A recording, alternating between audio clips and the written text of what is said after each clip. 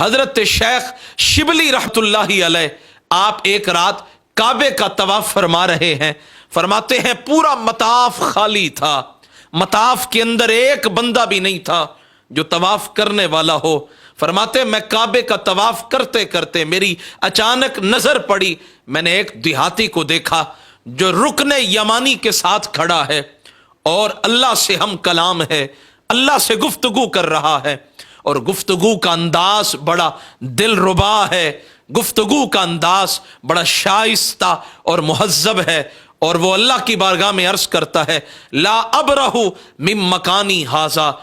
ऐ अल्लाह इस जगह से हरगिज मैं नहीं हटूंगा, इस जगह से या अल्लाह मैं बिल्कुल कहीं नहीं जाऊंगा जब तक कि मुझे ये पता न लग जाए हल तो हिब्बुनी, ऐ अल्लाह क्या तू मुझसे वाकई मोहब्बत फरमाता है जैसे वह आना ओ हिब्बू का, जैसे मैं तुझसे मोहब्बत करता हूं क्या तू भी मुझसे मोहब्बत फरमाता है। हजरत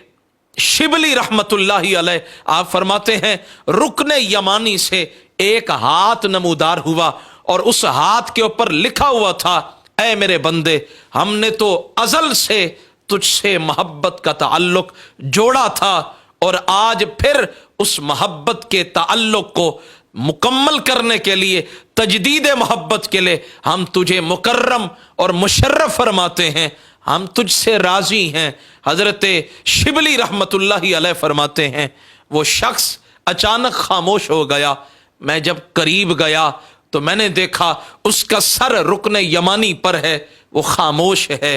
मैंने जब गौर से देखा तो उसकी रूह निकल गई थी और फरमाया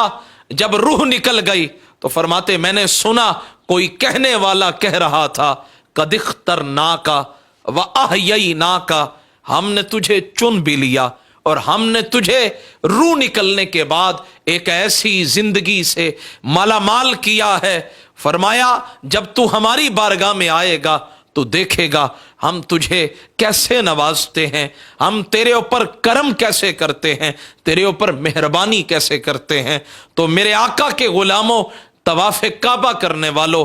जमजम पीने वालों, अल्लाह के घर की जियारतें करने वालों, कभी इस अंदाज में, कभी इस दर्द के साथ, कभी इस फिक्र के साथ अल्लाह से मांग कर देखें, अल्लाह से झोली फैलाकर दस्ते सवाल दराज करके मांग कर तो देखें। मेरा रब बड़ा करीम है, मेरा रब बड़ा रहीम है।